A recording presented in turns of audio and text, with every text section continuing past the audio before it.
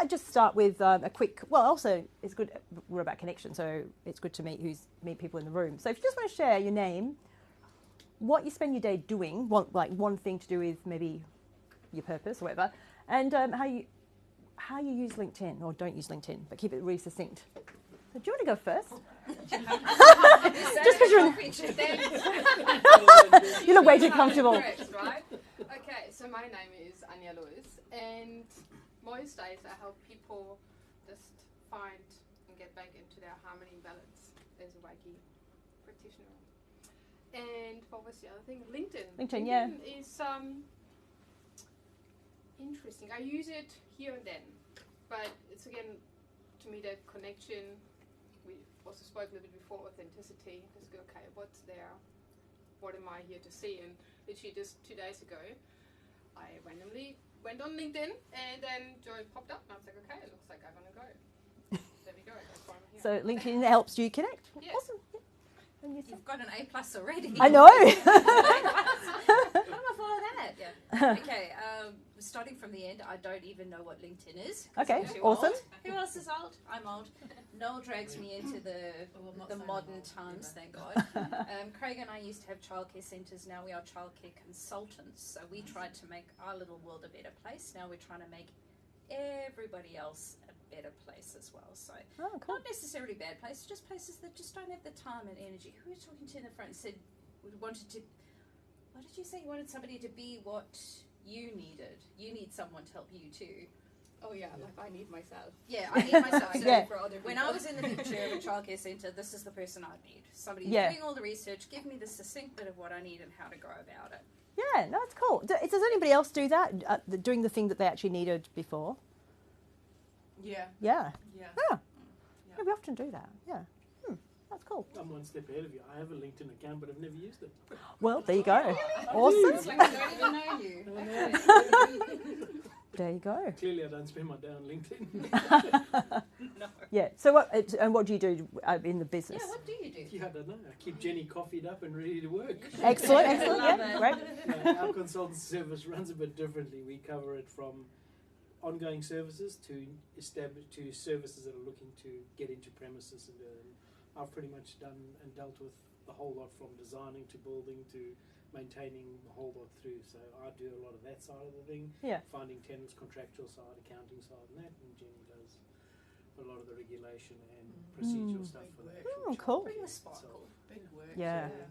We cover it from literally from inception right the way through to if you want to sell your business. Yeah.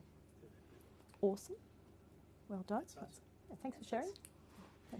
Hi everyone, my name is Megan Hogan. My day-to-day is about to change, so I've just spent 7 years at Optus, but as of yesterday I'm full-time on my own business, which is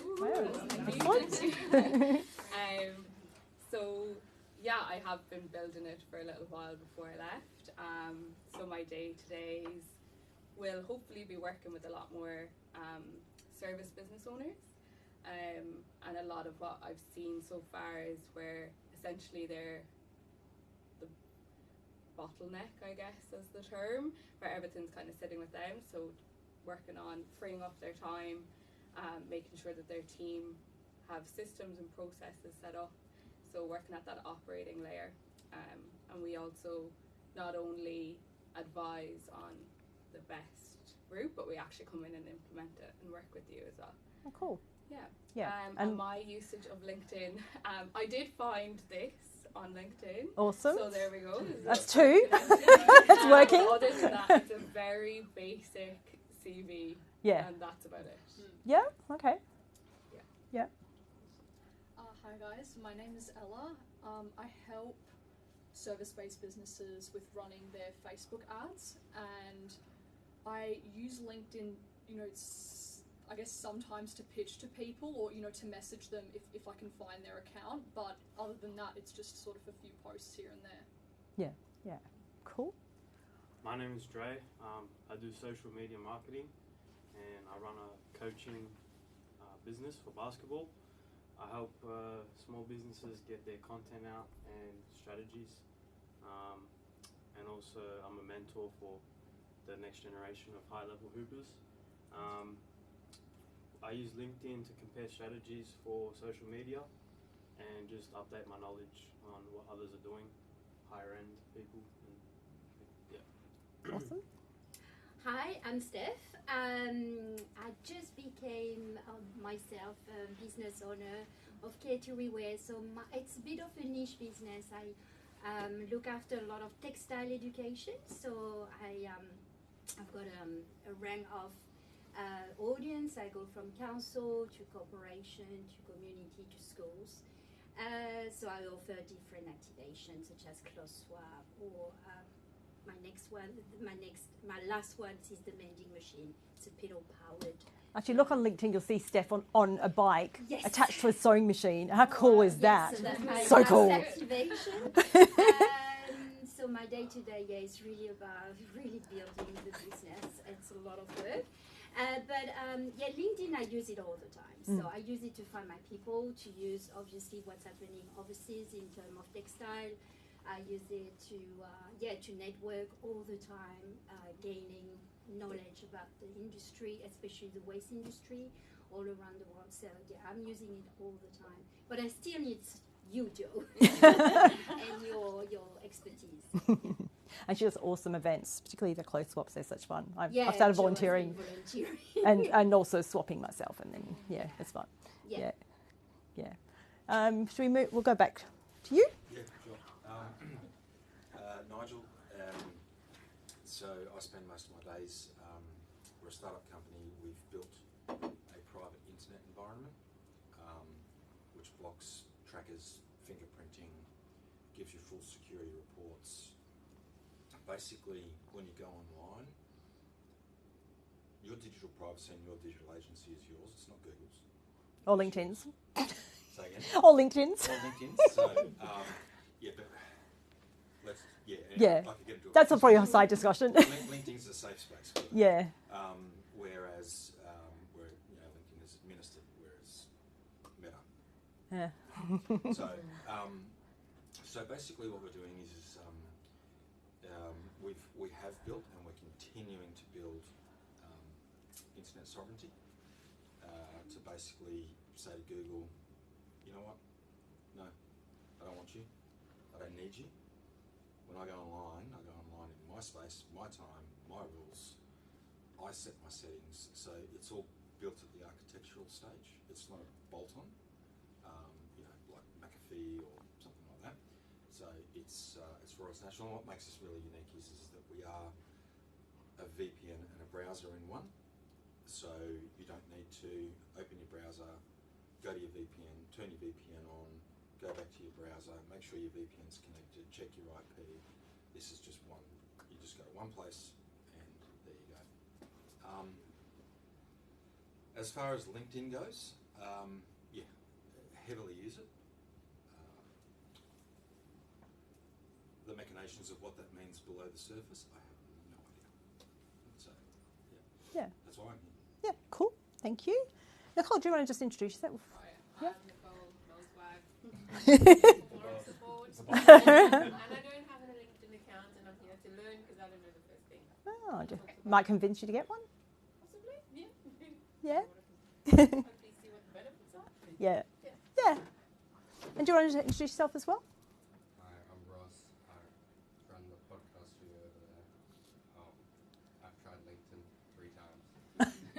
Those times I got likes from everyone who follows me, and then people trying to spam me with things, and then I gave up after that. So I'm here to maybe learn what I need to do other than accepting people's requests, thinking it's them trying to follow me when really it's them connecting with me to send me more spam. Can anybody else relate to that? Yeah. Yeah. It's just bad practice. There's some people out there teaching some bad practice. Awesome. Thank you.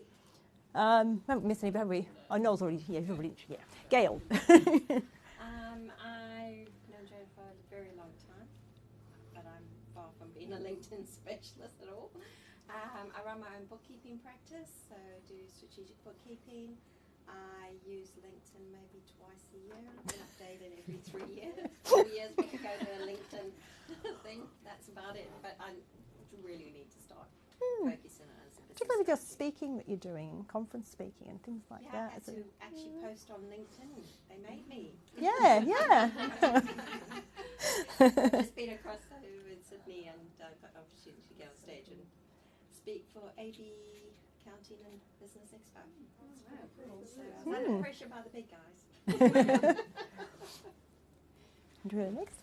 Tricia, and I am a self-leadership specialist / coach, and I sold up everything 7 months. Well, it took me a year to do it, but I got here in September last year to start my business, and so foundation from the kind of building that foundation up, and challenging and spammed all the way, and Facebook is open to the public and it's challenging, so you've got to be very discerning who you let in.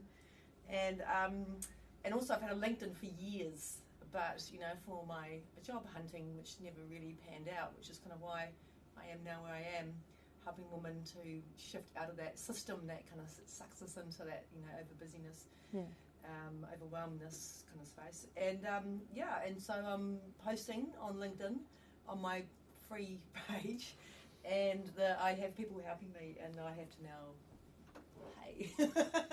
So as I'm working through my strategy, I'm getting ready to start paying to be on LinkedIn and then take it to a next level. So I post 3 times a week at the moment. Now, when you say pay, are you talking about paying for membership? Premium, Okay. Yeah, okay. Yeah. Or he wants me to go to the sales page, but I don't think that's necessarily, more for research reasons, but I don't think that's necessarily where I'm at as a startup. So and we can talk about premium if that's a question that people have, because it's quick one. It's like a gym membership that if you don't use it, you don't get fit. I've tried that; it doesn't work. I had to cancel my gym membership and sell my equipment that I didn't use as well. Donna? I'm Donna. I spend most of my time having fun. I know Jo from the beach. She said LinkedIn. I have a LinkedIn account. I like tech, so I would have made one years ago. Kind of updated. My husband has a consulting business. He uses LinkedIn a lot. Probably the best use for him for the LinkedIn is that he has a website with no SEO. That was for you, Noel. No SEO, so it was a website that I created years ago. It's fine, but nobody can find it. So the only way you can find it is basically when things come in through LinkedIn, and my husband will post on LinkedIn, and then somebody will shoot off to the website, sort of thing. So you can tell him what you've learned and give him some tips and advice and tell him what to do. Yeah, absolutely. Awesome. Talk to Noel as well. Yeah, absolutely. Hi everyone, my name is Alana. I am a commercial litigation lawyer. I've just started my practice 3 months ago, beginning of the year. I have, and basically I just sue people and defend people. Nice. Excellent. Yep, and I've got a LinkedIn. I'm starting to use it now, but I think I use it more for like gathering information than anything else. I'd like to build cases against people. Yeah, that's it. Yeah, cool. It's good to know who's in the room and where you're at and the diversity and what you're trying to get out of it, because then it helps me frame where we're going. But this is a discussion rather than me just leading a conversation, like talking at you. It's about talking with, because that's what this is all about. So if you've got any questions, it's a nice small group. Just ask, because someone else might be thinking the same thing. If it's sort of a long-winded answer or off topic, I'll park it. But if it's sort of in line with where we're going. So I thought I'd start with what where LinkedIn fits in, and also the changes, because there's been some massive shifts over the last few months in terms of their algorithm. For those who do use LinkedIn, have you noticed that things have gone down, like profile views, engagement, reach, all those sorts of metrics that make your ego feel really special and warm and fuzzy? I thought it was just that, because I target, although I haven't been targeting anyone, I thought it was just that women don't share on LinkedIn like they would on Facebook, because they're worried about who's going to see them and that kind of stuff as well. They don't want to be seen as, unless it's about the system, not necessarily about their boss. Yeah. Yeah, I mean, there's different behaviours. There was also a movement, a lot of testing where some males I know changed their profile to females because they were saying they were noticing that females weren't getting as much reach as males, and so there was a bit of testing going on. But I think it's all linked to this algorithm update, which is a good thing, but it looks bad on the surface because people aren't getting the same reach anymore and you can't game the algorithm and get people to engage your content and then be seen. Because if you think about how like Facebook works, for instance, well, and that's a whole conversation separately. I mean, I was on a phone call and my friend I was talking to mentioned one thing, and the next thing I've got 5 ads for that one thing within an hour. It was shipping containers. Random. I don't need a shipping container. She does, but it didn't discern that, but it was listening. You don't get that on LinkedIn. And with this update, the content is very...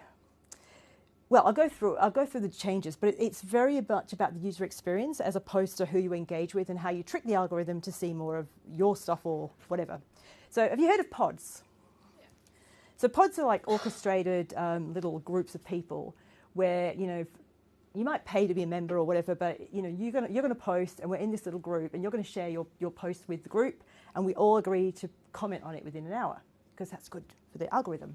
Because it pushes it forward, it's positive engagement. But where it doesn't work is my audience your audience? Why would I do that? I mean, I've never engaged in that kind of behaviour because it doesn't serve me. Unless it's an organised group of people who do have the same audience. But even now, if you're doing that, it doesn't work anymore. So it's not about posting a lot, it's not about engaging a lot, it's about relevancy, but also relevancy across different things. So I'll come to that. Because it's kind of cool, but it's a bit disheartening, but it means the numbers are actually more real because they're people that are more interested in what you do if you've done it right. Does that make sense? I've been, because I've been starting to, like I said, post on LinkedIn, and so I've been looking for the ones who are getting shares or comments, because everyone can dislike. Yeah. And and sort of looking at what it is about their posts that are gaining that interest, but at the moment you're saying it's not. It's not about them, it's about you. Because have you ever looked at your home feed on LinkedIn and just noticed what's there? Now, one of the changes is you'll see stuff that says suggested content. You don't know the person, you've not engaged with them, you're not connected to them, but this content's showing. And it comes from a whole range of things, but what it thinks you're interested in, because it's about the user experience. So no surprises, a lot of my content is about LinkedIn. But they're from people I don't know. Sorry? Well, yeah, that's another topic I'll share, because I've sort of I've confused LinkedIn by talking about different things, and you've got to really work out who are you on LinkedIn and what do you want to be known for. Because if I start talking, and I'm part of this swimming group, and we meet every day, I go down the beach, I'm walking, I'm swimming. I have some in every Perth public pool and reviewed them, and there's a report, and that's a side quest. But if I just talk about swimming and things like that have got nothing to do with my actual day job, LinkedIn is confused. I'm talking about this, I'm talking about that, and then I'm talking about something else. It doesn't know what I want to be known for. So I've got to be really careful what I choose to put out there, because if I'm talking about swimming and we're connected, but you're not interested in swimming, then you're not going to see my content because it's not relevant to you. So it's been really conscious of what it is you want to be known for, and not being too vague, or not being too trying to jump onto trends. Talking about something that's very trendy at the moment and just jumping on the bandwagon, because you're just adding noise. It's not relevant. Does that make sense? Mm-hmm.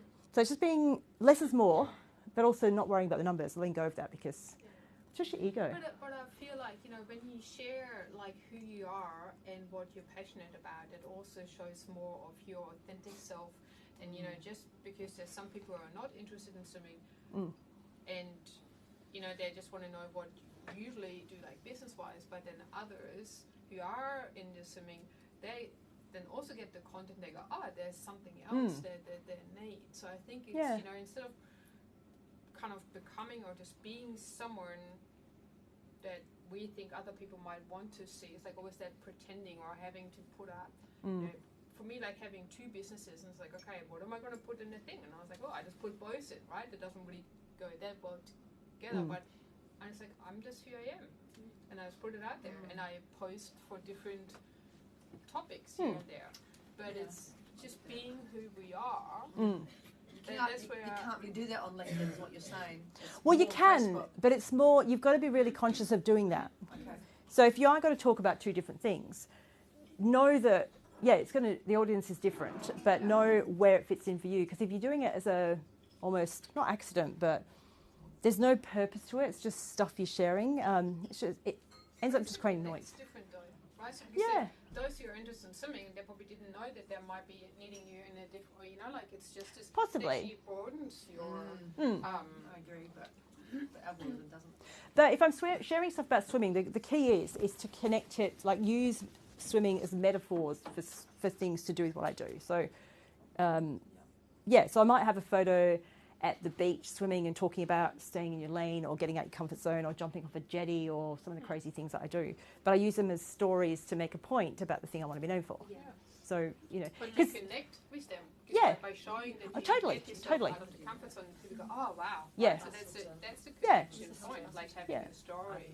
Absolutely, because if you're just doing your day job, Noel, SEO. If you just talked about SEO all day, I mean, who's interested in SEO at the technical level? Nobody. No, I hope you are, Noel.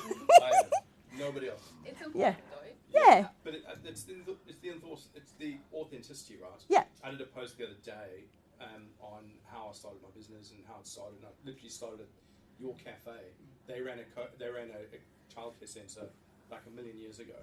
And that's how we met. My son was there, and he used to run around 3 years old. I sat at the coffee table, and he would basically feed me coffee, and that's how I launched my business. They were one of our first websites.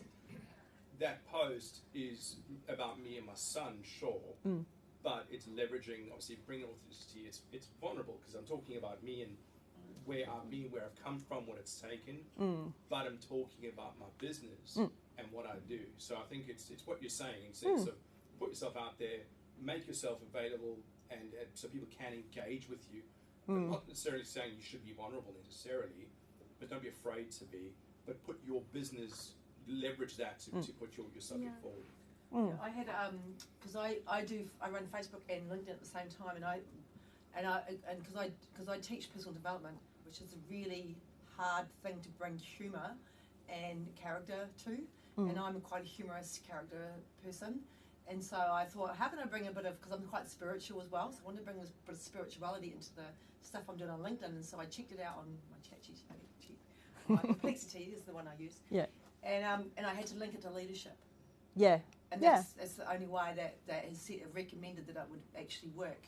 So I did a small little post on the beach and linked it to leadership. And I don't think anyone liked it, but it's not my goal. But it's kind of like what you're saying, really, isn't it? It's just kind of like that, linking it to kind of what you're already kind of like.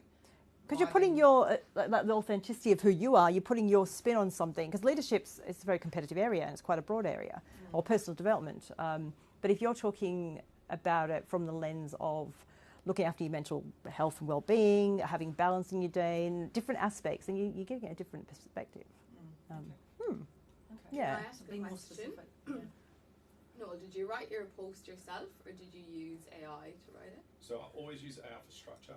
But in terms of like the actual writing, it was yourself. And had you used AI to write your post? I always use I use AI, but I tell it what I want it to write. Yeah, I find on LinkedIn there's a lot of like I can clearly see that it's coming out of AI, even though it's obviously everybody's individual thoughts. Yeah. And I can spot if somebody has actually written the post themselves and gone to AI and said, is there anything I'm missing here, or what would the reader be thinking? Asked it questions to obviously get the structure right. But I find myself far more likely to engage with something that I don't think I'm reading from my like tool. Yeah. Because sometimes I feel like I could just get I chat to AI so much throughout the day I get sick of reading its stuff. So sometimes it's nice to read a post that feels like it's actually genuine. written by Comes from the heart, right? yeah, and if that feels authentic. Because the pressure, I mean, we talk about it with bigger companies, the pressure to put out heaps and heaps and heaps. The only way you do that to keep up with everybody else is to use the tools that is available to everybody else. And it's risky, and that's exactly that. So we've seen people actually in their AI and how they're writing, to tell it to write a bit rough. It's not so polished. It's very clear when things are polished. And it's still we see it AI. more and more. Mm. And it's still Yeah. AI. So And- the one not polished is still AI. Yeah. I find if you, and Nigel's going to be like, don't give them your voice as well, but if you use a dictation, so you can speak to it so it is in your tone of voice, and then get it descriptive for you, and just add the grammar that's correct into it, then it's still your tone of voice. It depends on how much struggle that is for you to create content. Because with LinkedIn, you don't need a lot of content. You really don't. Yeah. And I'd still be like 3 months behind. Yeah. And it depends on, like, I don't schedule my content. My content's pretty authentic. I just write it as it comes up. I don't overthink it. Unless I'm going to be away or I'm promoting, or I treat it like a campaign, like I'm doing something, and I might have things going out. But then my voice, and I'm just respitting him. I use ChatGPT to take my content and turn it into something else. And then I go, that's that's weird. I'm just going to change that. Most of the stuff I write myself. But I actually like writing. I like the process of writing. I find it easier to write than to edit what it spits out. It's terrible and often inaccurate, because I'm very particular about data being accurate, particularly because what I do. Muscle, right? Yeah. I mean, Jen writes a heap as well. She's really big writing muscles. But I feel that's the thing. The writing is definitely a muscle. And you focus on the habit of writing rather than, because that's been my thing. And this is actually a good example of the strategy. Having a reason to post, I think, has been the biggest thing. What do I post about today? If you're doing that, that's difficult. But I'm waking up and we're posting about the event that we're doing together. I'm posting about what it took to set up. I'm going to post afterwards saying thanks for everybody for coming. I think that is a huge value point. Actually having a reason to post and building a strategy. Because people say a strategy, but really what they mean is they got a tool that posts for them or scheduling. That's what they mean from a strategy. The strategy is what we've been doing with this, in the sense that having a reason to post. And that's been, it just makes it so much easier. You don't need AR. It's literally a case, because then also at the same time, you've all met me, right? So it's going to be very obvious when it doesn't say weird, it doesn't talk like me on Monday. So You could be its clone. Is there not two issues? The first issue is, once people see you to be your authentic self and add value, but it's to get them to see you. So there's two different things. So you were saying to do your thing, it said you have to use the word leadership. So that's one thing. But you want them to read what you actually authentically believe and what you do and all that sort of stuff. So drawing people to what you've written is one issue. Yep.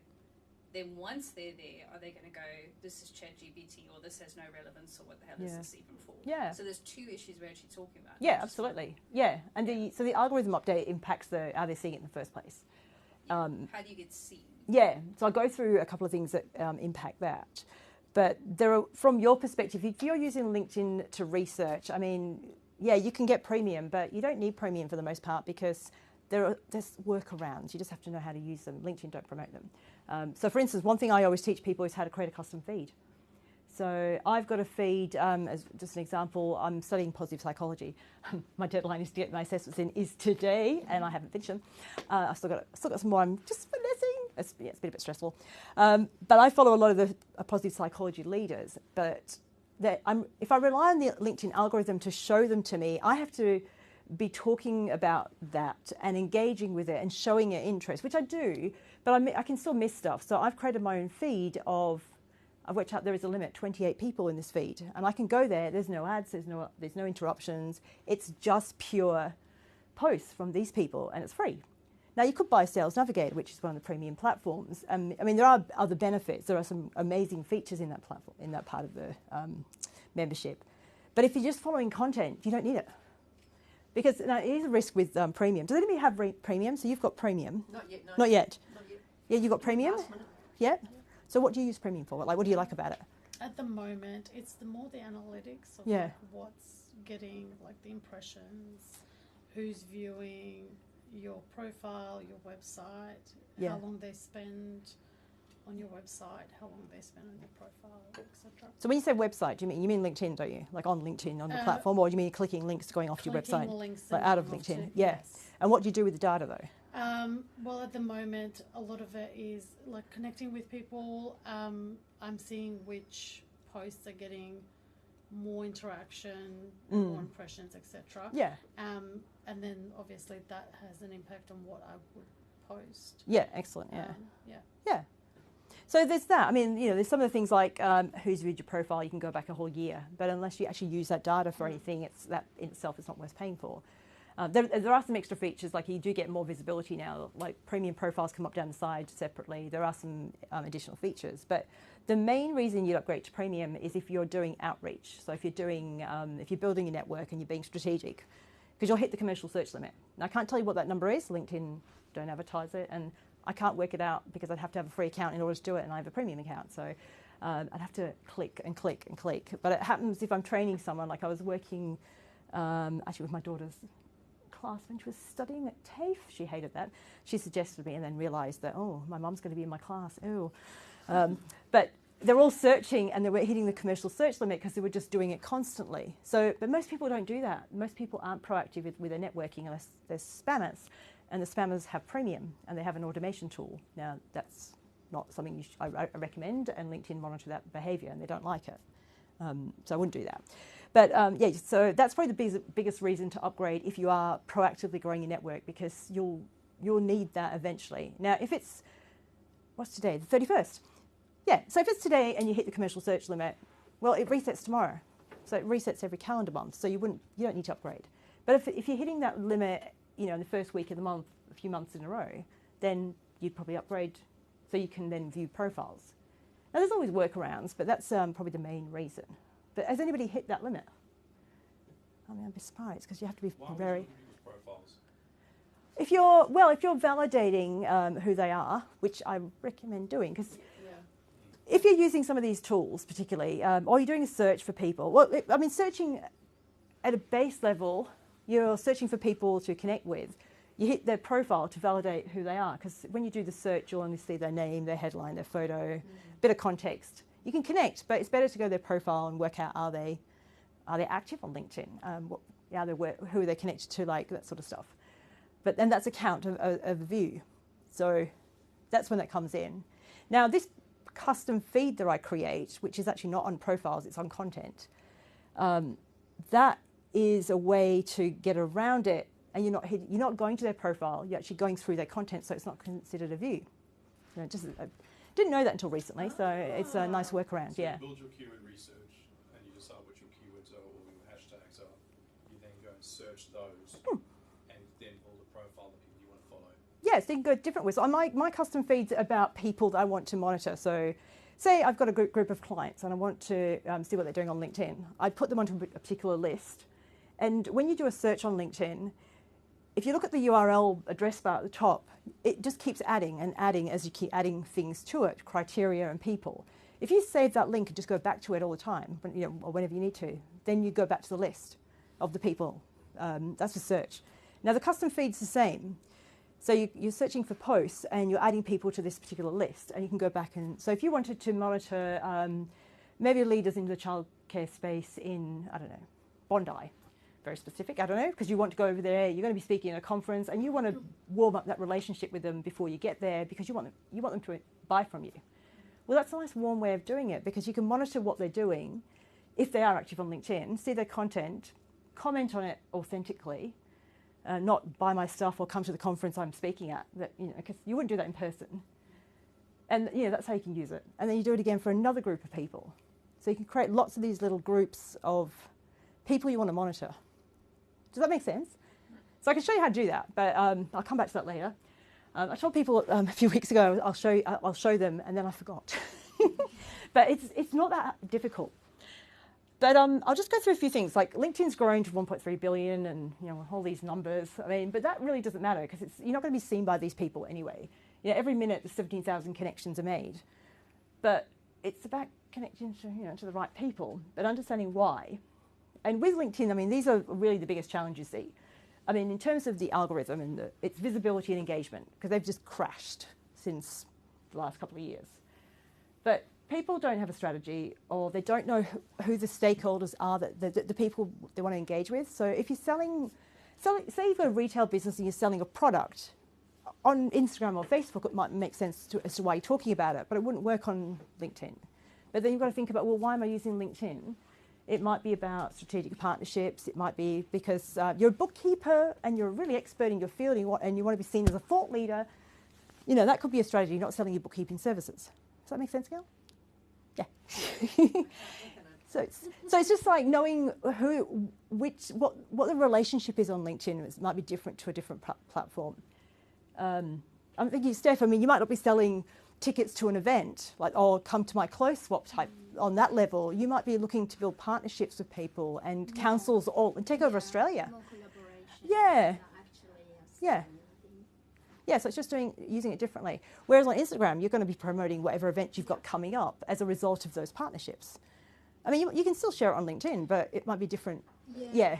I suppose also it's, I don't know, I've done a lot of, reposting with my thoughts. I'm not sure if that's something, I would like to know the value of that comparing to when you post. Yeah. Because to me, that also giving, I don't know, what I'm sharing is giving my point of view. It's very authentic. I don't go into too much details. Yeah. Yeah, I don't know. What do you think? Well, when you're reposting, are you talking about like, say, a council that's hosting an event with you, or content from? More about content, very important, like world-ish, global issues, or. Obviously, it's waste related. Yeah. Like recently, I've done one. They're talking about building with cork. I had no idea about that. I'm very interested in sustainable building. Yeah. So I just I reposted it with some thoughts. I'm just wondering what is the reach of that. Well, it comes down to, it's not about the actual technicality now, because whether you comment on something or repost, it was the same functionality in terms of how it acts in the feed. It's about the relevance to you, your audience, and what you talk about. So if it's always about waste and being sustainable, like if they're your pillars, you've probably got a few different areas within, topics that sit within your suite of topics. Yeah, that would make sense. Yes, but the key is when you're reposting and you just said you added your thoughts on top of it. Yeah. A lot of people hit repost and it's a missed opportunity because what do you think? Right? So use that Facebook of just reposting. Yeah. But that's exactly it. Yeah. You've got to put your thoughts to it. Yeah, and not be like promotional or even just being vague, being really so using your keywords in your content, like why am I sharing this? Why is this important? Now, if it's an event like this one, I might repost Noel's content, but I wouldn't just repost it to promote it, but that's the objective. I might share it and share maybe some things I'm going to be talking about, or why LinkedIn is important to the audience it's for, or things like that. So it's about adding another layer to it. Even if it's your content that features you. Yeah, the value connection and how LinkedIn brings that into the real world too. Yeah.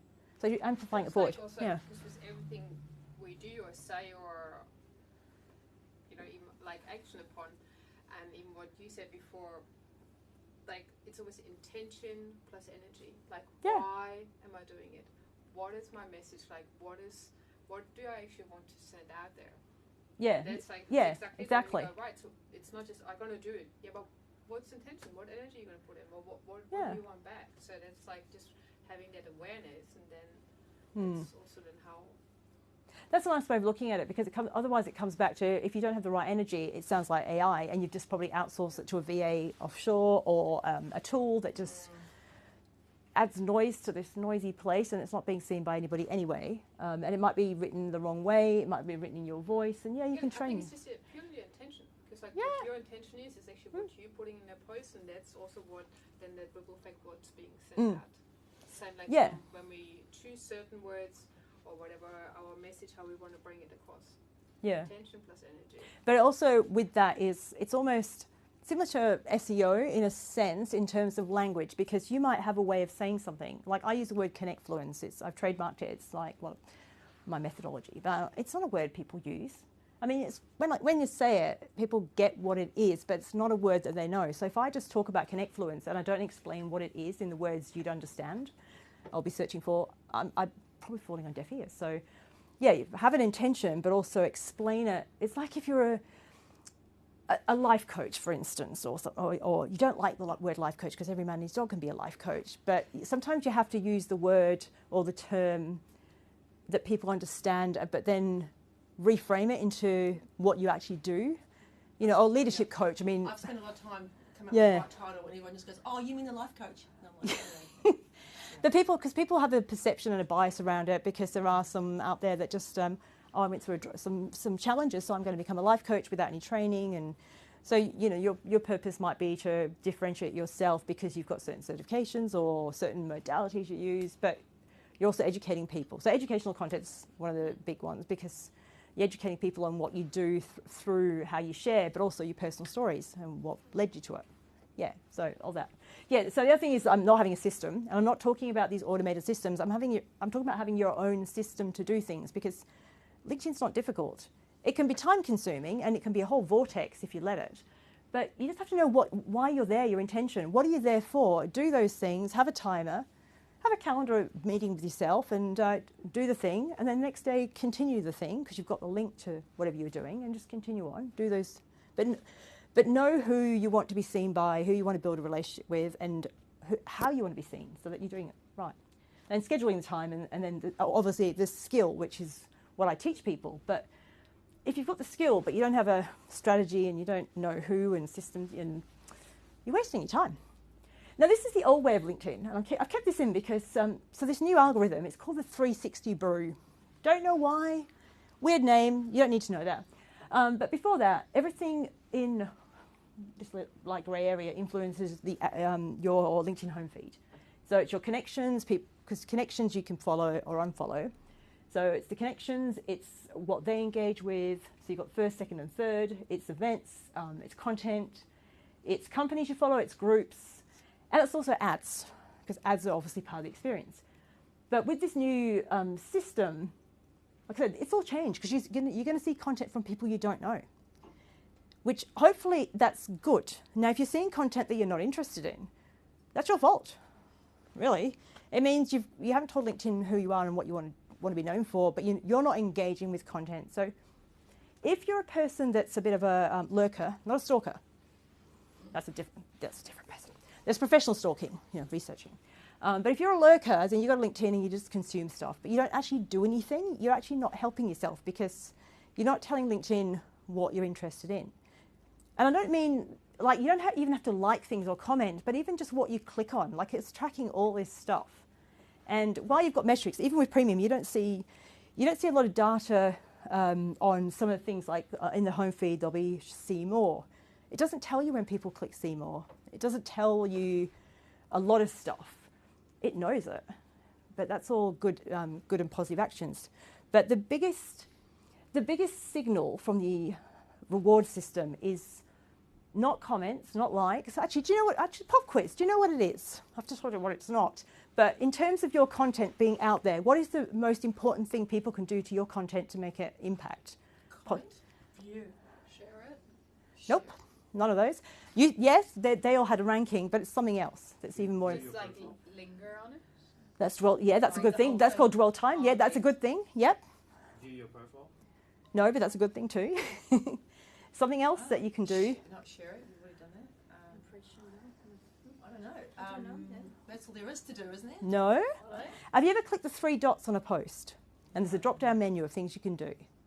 Yeah. And down the bottom, there's things you can do. No. Save. Have you ever saved a post? Not on LinkedIn, no. Nah, so you can save posts. That's the most important thing someone can do to your content to give a positive signal that they're interested in what you have to say. So your content, when you share it, if you're sharing a story or I'm at a LinkedIn workshop today with Joe, and that was it. Well, no one's going to save that. Like, there's no value there. So you want to create content that's savable. And to do that, it's got to be educational, and it's got to be like models or checklists, guides, things that's giving value. So I'm just thinking a browser that's private, give me a checklist of why I would use this thing, or a checklist of things to check on my browser experience that I didn't know about. I mean, I'm going to save that and come back to it. Now, I might save it. I mean, if you're like me, sometimes I save things and forget to come back to them. So I tend to open new tab, and I've got my own system. But saving is the best thing you can do. So if you're saving content, save stuff that you really want to see more of, and then hopefully you'll see more of it from that person, but topic-wise. Yeah. So yeah, just have a look at your activity. But you mentioned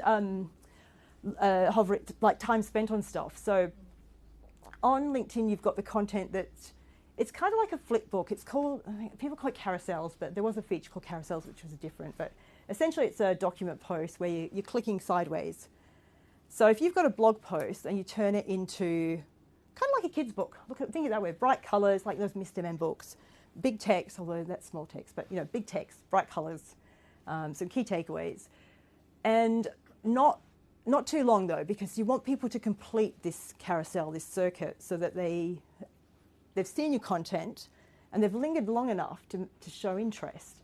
They might not comment, because not everybody does. Some people don't want to be seen to be commenting because judgment and fear of whatever, assumptions, or making a mistake or whatever. But the fact that they're clicking through it is a good thing. Now, they might save it as well, which is a double good thing. So it's just creating content that's useful, and educational type content or lessons learned and stuff, like why is Reiki something I should look into? What is it? What's the benefits? What's going on in that could fix? Here's some things that you can check. Through educating, you empower the other. Yeah. And then you're going to be top of mind because you're talking about it and you're sharing your knowledge freely. So in bookkeeping, I want to know. At the same time. Totally. Yeah. The circular economy. I'm quite into fashion because I wanted to be a fashion designer when I was in my teens. I am now my own fashion designer. I'm also my own hairdresser, just because why not? But if you're sharing content that educates people and gets them thinking about stuff, like the amount of waste, all those reports that come out each year, but not just fashion, but the whole industry that you're passionate about, then that's going to position you as a leader in your space, which you are. And I see your content often because I comment on it and engage because that's something I'm passionate about too, but not to your level. Yeah. I want to go on your bike. Obviously, I think that's what I was trying to say before. You get this expertise is actually received by others, as an expertise. I think that's why also reposting with your thoughts is very. I find that quite important as well. And feel free to be controversial, but not for the sake of being controversial. Like, be controversial. Like, it's personal with purpose. It's like sharing any personal content. It's got to be purposeful. It's got to be making a point or whatever. But be controversial if it's appropriate. Like, shock people into stuff that they wouldn't know about. I love doing that to people because it gets them thinking. Or just to speak up. Yeah, and if you're really passionate about it, then, privacy, sustainability, leaving your children in care. Having a centre that's running well and you've got the right systems and all that sort of stuff. Aged care is probably another area that needs a bit of a shape up too, because there's a lot of, We're going to be there one day. Yeah. No one's in that space, but I'd be talking about that stuff if that's your area. Yeah. So I mentioned this already, but know your purpose for LinkedIn, which could be different to other marketing tools, but is it visibility for yourself? Which, to get visibility, you've got to tap into, what you're expert in or what you've been known for. Is it, credibility? Is it relationships? Is it whatever the opportunity is? Because you never know what it could be. So just be clear about that. And then these are the three things that you need to be thinking about then. I used to have these three areas and talk about your position, your network, and your content. But your network, it's important, but it's not as important for content anymore, because it used to be that if you didn't have much of a network, your content's not going to be seen. Yeah, they're sharing it to other people who aren't part of your network. Yeah, exactly. So it doesn't matter so much. But more like Facebook then. Yeah, because Facebook now, you see all sorts of random stuff that half the time I'm not interested in. And I just want to see what gigs are on this weekend and who's going to what. That's all I want to see on Facebook. It's all about events for me. And Joe, if I to say this, I was going to say it before, but this resonates with what you said before. If you're seeing stuff that you don't want to see, it's your fault. Yeah. Right? So, whilst I might seem like a pretty together person, give me a Nintendo and I am gone for days. Right? So therefore, I don't have a Nintendo, okay? Because I know that that's my weakness. Doom scrolling is just something now that is just habit. How often do you go onto LinkedIn because you want to see something and you end up 7 postcodes away, right? So, as you said, it's really important that you choose what you want to see, and then basically, like I said, if you give me license to go 20 postcodes away, I'll actually do it. Right? So I actually just have to put that barrier in place to say, Yeah. no, it's not allowed to happen. Yeah. And if this is a platform I'm using as a professional tool, and I want to go 20 postcodes away, well, I've got to use something else. Yeah.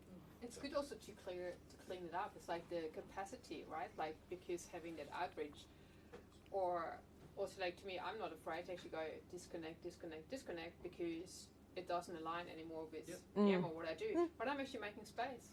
Yeah. Well, So you it's are. not about the number. You are, I'm but connected also to, but it's that's not going to influence your feed as much as it used to. That was a great thing to do, because if you look at your feed, But it's also personal, yeah. because I don't want to see it. I'm not interested anymore. It doesn't make me feel good. Mm. Is there an option to say like see less of?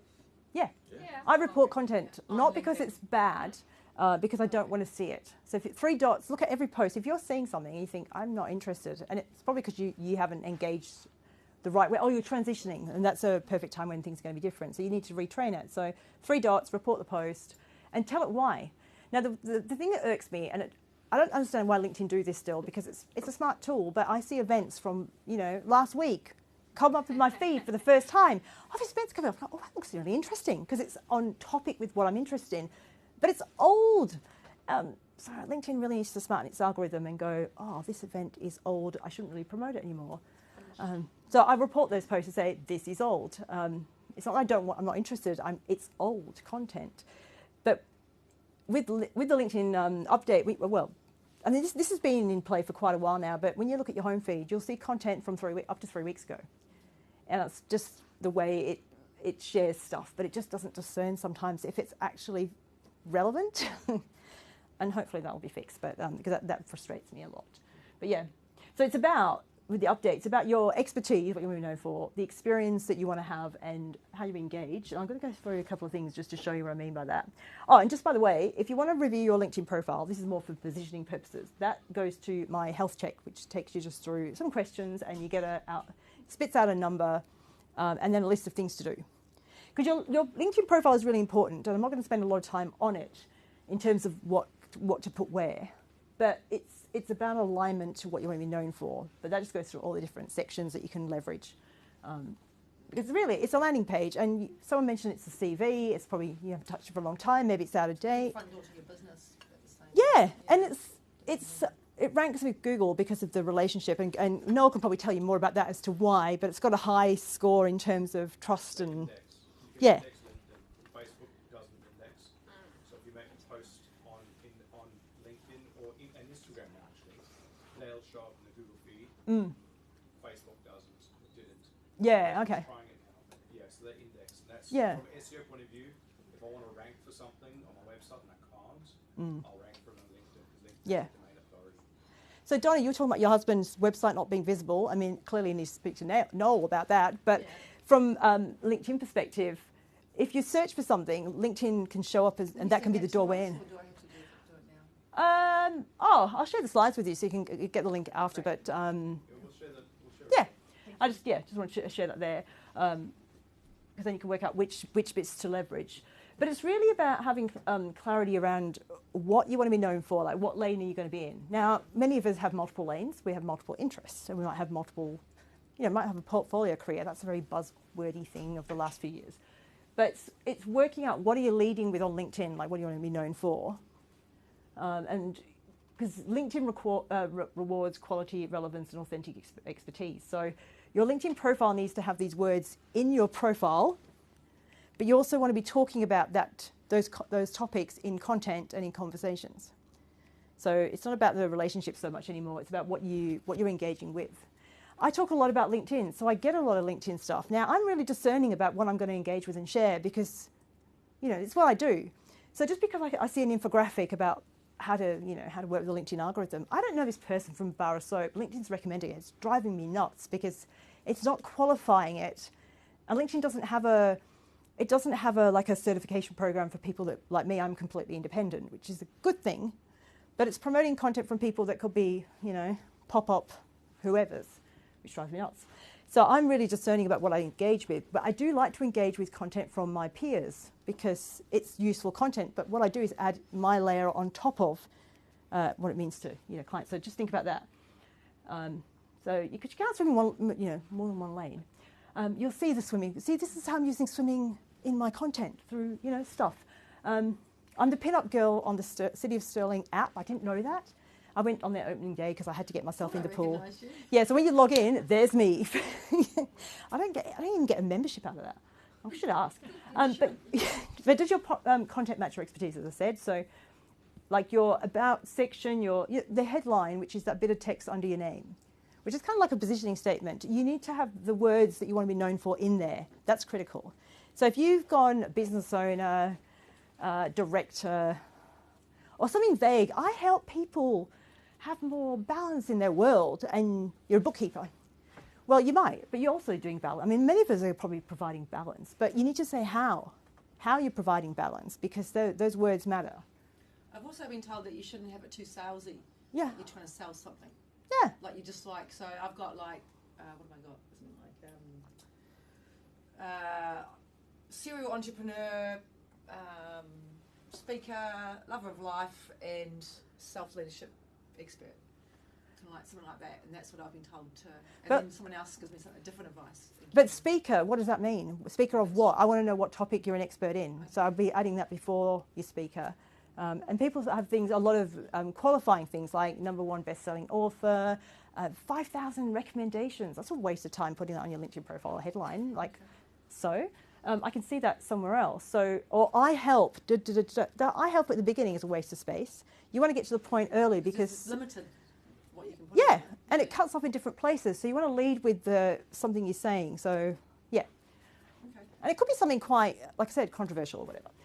So yeah, those sections you want to make sure that aligns up. Sometimes it's good just to also change it. Like okay, sometimes I put something up there and then a few months later I look at it and go, doesn't sound right. I'm just gonna change it, right? Yeah. Yeah, at least you just like what, because it's hard like to catch someone's, because when you look at other profiles, you think okay, what is there? I think okay, that's interesting, and then you see who are they? Like what is it actually they offer, right? So how do you get like that first impression? And you might have come up with another way of explaining what in conversation. I often do this. I'll say something. I'll go, I've never said that before like that. That makes sense. I'm going to write that down, and I usually forget it.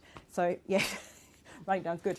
But congruence, making sure that everything's aligned up, as I said, like your activity, what you're clicking on, what you're engaging with, all those little signals, what you're saving, because the feed is refreshing constantly, so it's always aligning. So if you want to change what you want to be known for, you can do it, but then you'd have to then work it to go back as well.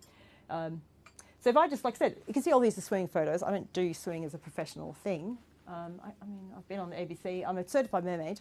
That's a thing. It's a thing. It's on my profile because it's the best information for tonight. I've never met a certified mermaid. I love it. So how do you become a certified mermaid? People should go back and tell all my kids that I met an actual mermaid. People, that's going to be certified. It's certified actual mermaid. I bought my I did it in Sydney. Mermaid. And I want to go back and do level 2 because that's in the ocean. Level 1 was in the pool. Yeah, level 1. I'm level 1. Yeah. What is the last level? Yeah, and I haven't. I love you so much. Well, I don't know. I don't know what's beyond that, but I was too scared to do level 2 because it's in the ocean, and. But you swim in the ocean all the time. Yeah, but I'm scared. Not with the legs tied. I mean, last weekend when the Port to Pub swim was on, I was on a boat with a team. As I didn't know I was a manager. Shelley told me I was a manager after the event. I didn't know that. I was a support person supporting them. And I'm like, yeah, I can be all positive and I can make sure that the propeller's off and the safety's ticked and you're all, sunscreen, all that sort of stuff. But I was on the boat for 8 hours and I thought, I'm going to have to pee at some point. And the ocean is your toilet.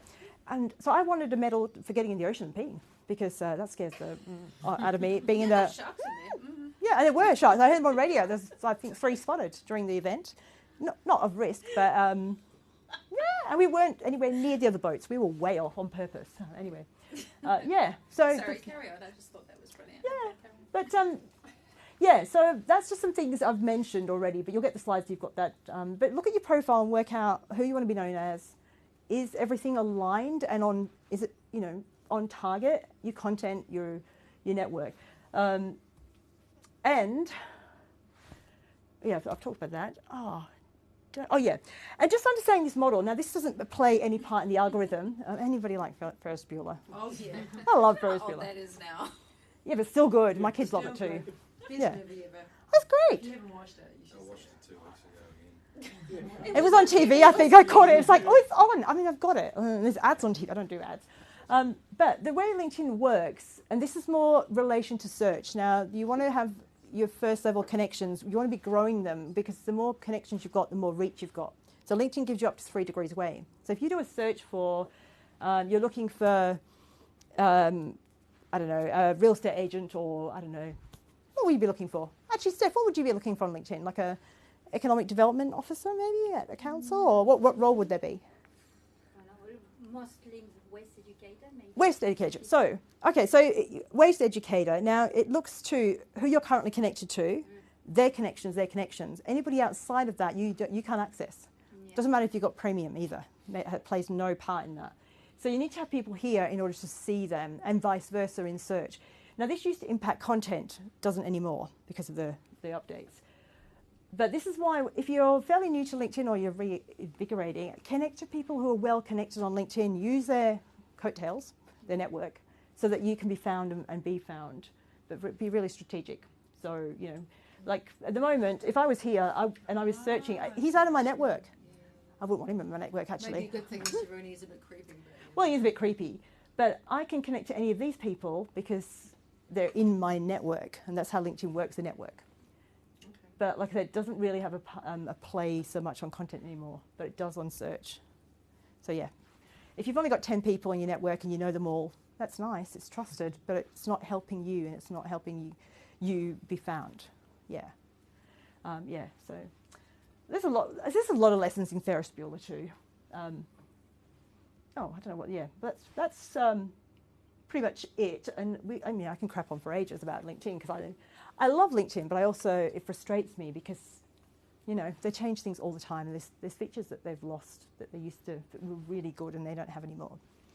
But it's a great tool to use, but it's not something you want to be using, like overusing, because, you know, unless you love spending time doom scrolling, yeah. And that's where that's the risk. And I did it myself. I encourage anyone when you actually notice that you're starting to doom scroll. What do you mean by doom scroll? Oh, you just keep going. You know, just like, I do that on Facebook or TikTok. That's my Instagram. Yeah. That's my go-to for stuff. Pretty stuff. Yeah, it's kind of like what's next. Yeah, and there is no end to it. No, that's right. There's no end. No end. Because there is no end to the internet. There is no purpose to doom scrolling. No. I mean, it's probably less doom scrolling on LinkedIn. It might be research, but there's always more research. And what else am I missing? But if you've got to set parameters around it, having a system for timings, like having having a system like I said, Monday might be 10 minutes doing this particular activity, Tuesday doing that activity, and you've got all your links in place so that you don't go and get distracted, because it's very easy to get distracted and then not do what you set out to do. Not on LinkedIn. I mean, I love information, I love learning, and I'm always open, right-click, open in new tab. That's my go-to. I don't save so much. And then I end up with, 30 tabs, and then it crashes, which is a good thing. Can I say, I think it's also the fear of missing out in very important information, especially when, your network is... Yeah. Now, if you going back to this hack, I'm calling it a hack, but it's just creating a custom feed of people you want to monitor. So if you decide that I do quests, I call them quarterly quests, and I'm focusing on this particular thing. Like Noel was saying, like this event is almost a campaign. Treat it as a campaign, a quest. I like quests because it sounds fun, and I can dress up and whatever I want to do and create some rules around it. But if it's a quest, I'm doing the things that align with the quest. So it might be I'm focused on building my network in the education sector or the sports sector, and everything I'm doing is aligned with that. My content's aligned with that. The activities are. And it means I'm not going to go off on a tangent and go off here and be... I like that analogy, 3 postcodes away or 5 or many postcodes away. Yeah, because you can be, which is not... Like, my wife and I went and lived in Bali for 8 weeks last year, just because we chose to. Yeah. And I can't even tell you how many postcodes away that was, how disconnected we were from reality, Yeah. But yeah, obviously when you come back, you've got to start living your postcode again. Yeah. And then it's just, okay, well, I've far now am I going to allow myself to branch out? Where does it become doom? Where's it value? Or FOMO, that whole, I'm missing stuff. There's so much stuff out there. Yeah. So, and when does it become a chore? Because if LinkedIn's a chore for you, you're doing it wrong. Because it shouldn't be a chore. I mean, you might just hate social media, and I don't love Facebook. Like I said, I like it for certain things, but if doing content's a chore, then don't do it that often. Do it as much as like makes you feel joyful, and be purposeful, so that if the intention is to be seen as a leader in your space because you want to start speaking about Reiki or something else, or hat making, or whatever your next thing is that's not linked, then use that as a vehicle to create that awareness and that brand, and test it out. But don't do it at the expense of your sanity, and keep it authentic. I think it's also not necessarily, when they say you have to post a certain amount of times or how No. many times in a while. I'm more than happy to just actually not be on Instagram or LinkedIn for days, even weeks. Like, weeks, maybe a couple of weeks into it, because then I know I just have to post a story here and there, but I hardly, I removed my whole Facebook page like 3 years ago from both businesses, and I was like, But the most important thing you can do with your content is actually not, if you're time poor, it's not posting content. It's actually commenting on other people's content. Because that's just another stage to put your voice out there. As long as you're on message, you're talking about the thing that you want to be known for, you're piggybacking on them, but doing it in an authentic way, so you're not just saying, trying to hijack their thread, particularly if it's really really engaging. But just, we're saying that's basically, that's literally networking versus talking at people. Yeah, talking with. So to that point then, if I want to find people that I want to talk to and talk with, and that, I put a hashtag in the top in the search, and I put that in it. So let's say I want to find remote workers because we run a co-working space. I find a keyword that works, I put the hashtag in the top, and then... You don't need a hashtag anymore. So you just put the keyword Just put the keyword, press enter, and then see who shows up in that feed. That's then who I'm going to add to the feed that you're talking about. Yeah. And those are the topics Yeah. I can weigh in on. Now, when you're doing a search with where there's multiple words like remote worker or whatever the keywords are, put them in inverted commas, because it will keep them together in the right order. Otherwise, you're going to get remote and worker as two separate things. And you might get remote controller, or I don't know, I'm just thinking of some other, and they're controlling model trains. I don't know. So keep it tight so it really understands, and then just earmark people that you want to follow and monitor. Can you that process out? Yeah, I can do that. Non-IT people? Yep. I'll do it as a bit of a checklist, and Noel, if you want to distribute it through, are you part of the community? Are you part of the community here? No, it's just my first time. Oh, okay. Well, good reason to join the community, because So then, we'll put it up, we'll post it up, we'll put it on LinkedIn, and then you guys can save it. Nice one. That helps everybody. So I'm going to go and I'm going to search people, right? And I'm going to try and find people that make sense. I don't want to just be commenting on everybody's stuff, because who's the most important person? I'm going to know which ones are the best value for me. I'm time poor. Yeah. How do I identify the ones that are the best value for me to comment on? Well, I mean, number one, this is when you go to their profile. Are they active on LinkedIn? Because if they're not actively sharing, now that hack I've got that I shared, and I'll put the process together. I've got a video. Is about content that they're sharing. Now, if all they're doing is commenting on other people's content, that hack won't work, and there's no workaround for that one just yet. But if you go to someone's profile and you can see what their activity is, you'll see if they're active out there. Now, if they're lurkers and they're just they're scrollers and they're just researching and consuming, then there's nothing to see. But you'll get engaged from their profile. Does it look complete? Does it look up to date? Are they connected to people that are useful? So that might be one. But also knowing what role they're in. Like if it's an organisation, is it the business owner, the CEO, or is it the practice manager or some other role that's the decision maker? It might be multiple people. So it's working out who they are and who they are to you, and then what you need to do. And the thing not to do, and exactly what you said, and I think of a few other people, is oh no, sorry, it wasn't you. It was over there. It was the spamming. Because people don't like to be sold to. It's like, otherwise it's like going to a networking event and handing out business cards and flyers. Here, buy my stuff, and then walking off. Like, we don't like that. We want to know, and that's why, introducing yourself and having conversations. I know this has been a bit, probably, well, we're at time, but I wanted to make it a discussion, so we're networking while we're connecting and learning and sharing, because It's your experience too that's important. Yeah. So behave like you do in person on LinkedIn, like a actual decent human. And if you're not sure and feel a bit unconfident, well, just learn how to use it and find your voice. Can I ask? Yeah. I know you mentioned briefly scheduling before. Yeah. I don't know if you said you don't use it. You kind of just like post when you Yeah. like. Can you Mostly. schedule on LinkedIn? Yeah, you can. But Yep. my question is, I know like on Facebook, when you schedule for Meta, for Facebook and Instagram, it will definitely affect like performance. It does like it's quite significant in terms of like comparison to doing it organically. Is that the same with LinkedIn? No, I mean there's no evidence that or proof that it does, but there's so many factors involved. How it's written, are you talking at them? Is it written in a way that's inclusive, engaging? Because sometimes, like Steph, you might share something about some awesome thing that's happening, and I mean, and Steph's content's awesome. But if you're sharing content and I read it and go, wow, that's cool, but there's nowhere for me to go because you haven't asked the question or you haven't said anything, I might just think in my head, oh wow, that's really cool, but I haven't actually done anything. I think so. It's how what not necessarily call to action in a salesy way, but what do you want people to think, feel, and do as a result of seeing your post? And it may, I mean, not every post should have a call to action like click here, buy this, do that, but get them thinking and ideally talking with you. But it might be book a chat with me or send me a message about whatever. But I don't like the strategies where people put comment star below and I'll send you the thing, because you know it's an automated process and it's so inauthentic, and it's almost, they're gaming the algorithm too to try and get people to engage, and it doesn't work anymore. So if they're doing it, because also LinkedIn's very protective about their network and they don't let a lot of tools in, so you can't do the chat body thing that Facebook allows and Instagram do. You just can't.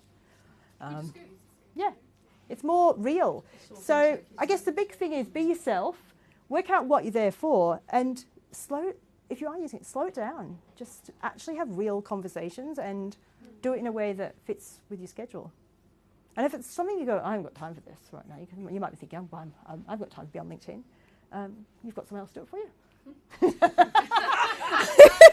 Nobody else has that though, but it's just about... Do you see? My mermaid, you have to do this. Certified mermaid. Certified mermaid. But the big one is your profile is representing you regardless. So at a base level, look at your profile and update it so it matches. Because if someone Googles your name or uses AI to look you up because, you know... It's not going to say who you are today. No, because I'm always like that, but I know Noel's been in my life for 10 years now, and these two sit and tell me all the stuff I have to do, and you drag me screaming into the modern world. I'm still loving Facebook, by the way. So I'm old-fashioned, I'm Donkey Park kind of girl, but he got me there in the end. But sometimes we don't want to be seen as well, or we don't want to be the face of the business. But people trust people they know, and then they can like them, and then they can trust them. I mean, it's all. But if you can't see you, they can't get to know you. And even if Noel recommends someone as being the leader, and then they look at your profile, or they Google you and they look at your website, and maybe it's average, or maybe it's good because Noel's been involved in it. But your LinkedIn, well, what's the backstory of this person? Oh, I don't know. Well, that impacts Noel's reference to you. So you're actually doing yourself a disservice. You're not actually helping Noel sell you as well. So we talk about EAC, so expertise, authoritativeness, and trustworthiness. And if you've got those three things, it makes a huge difference, because expertise is all good and well, but if the people don't trust you, it's no point, right? Yeah. And authority is more than just one topic. And also authority also comes from people recommending you, and that brings trust factors too. I feel like LinkedIn's got a lot of that. They brought a lot of SEO sort of vibe into what they do. Same as when we're talking about the language that you use. It's about the semantics around it and the supporting language around that too. So your posts aren't just a case of this is the topic. You talk about the stuff around, and we spoke about it in our podcast where, and we must actually confirm if this is true. I've said it now 3 times. I don't know if it is. Okay. So for SEO, if you write something, if you say, I drove my car to the movies, or I went to watch the movie Cars, Google doesn't know the difference. I didn't know that. Yeah, but I think LinkedIn's the same, in the sense that it's the stuff around it. So I drove my car, shifted gears, changed lanes, used my magic finger. Then it understands you've been driving versus I went to watch the movie Cars, popcorn, tickets, etc. Those semantics tell Google what you were doing and how it can differentiate. I think LinkedIn's the same. I'd actually like to confirm that. Because the more we're looking at it, it's about relevance and it's about building connection. If you're going to be talking about, it's going to look at the semantics aside because everyone can do keywords. Yeah. You know what I mean? And we used to spam the crap out of. If you wanted to rank for coffee, you would just do a page of coffee. You can't do that anymore. It's about all the stuff around coffee. And people would do that on LinkedIn. Like they'd have experience, like a role in experience from like 30 years ago. LinkedIn expert. Didn't even exist. So I like to use these tactics in an authentic way. So I think in my first role I had, before LinkedIn was even a thing, or before I did LinkedIn as a thing, I'd talk about it in an authentic way so it was real, but I'd use the words. But you can't really do that now either because it's got to be on it's got to be on path. So look, I'd look at your experience in the past and rather than reading like a resume as well, making sure that you're looking at, well, what does that mean to you now? Like your journey in terms of positioning. How can you use words in the right way and transferable skills and stuff like that? Yeah. I mean, I can talk about this for days and you're probably starving and got things to do. Yeah. But I'd like to know, just as a few people, what have you like? What's been your takeaway today, apart from the mermaid thing, because that's not relevant. Yeah, I mean, well, it is. It's fun, but it's got nothing to do with that's my alter ego and my other career that might take off. I'm on a Netflix show tomorrow as a swimming lady, so not a mermaid, but we'll see. No. Yeah, who knows? But what's one thing you went, oh, that's interesting? That session was great, Joe. Thank you. I found the algorithm thing, really insightful. Like I would never have known any of that. How the algorithm works and how to target people. Like I feel like that's super valuable. Now, one person, just as a side note, who investigates the algorithm independently, a guy called Richard van der Blom in Netherlands. I'd follow him, but take it with a piece of salt because while he spends a lot of time analysing posts and behaviours, and he's got a whole team, it's not from LinkedIn. It's still his perception and his interpretation. So whenever you see anybody on LinkedIn sharing algorithm hacks and all this sort of stuff, just it might be contextual to their experience, not yours. So just be aware of stuff like that. Yeah. The three dots. Yeah, 3 dots. Yeah. 3 dots. Save. Click all the buttons. You can't break it. And I like. What do you want to be known for? Yeah. And just make sure. And then it's what you do and what you do, and it's like, oh, okay. So it's like bringing them together. Like, what do I want to be known for, and how do I then write about it in a way that's consistently showing what I want to be known for? Either whether I'm sharing or whether I'm, writing my own stuff. Yeah. Yeah. Awesome. Yeah.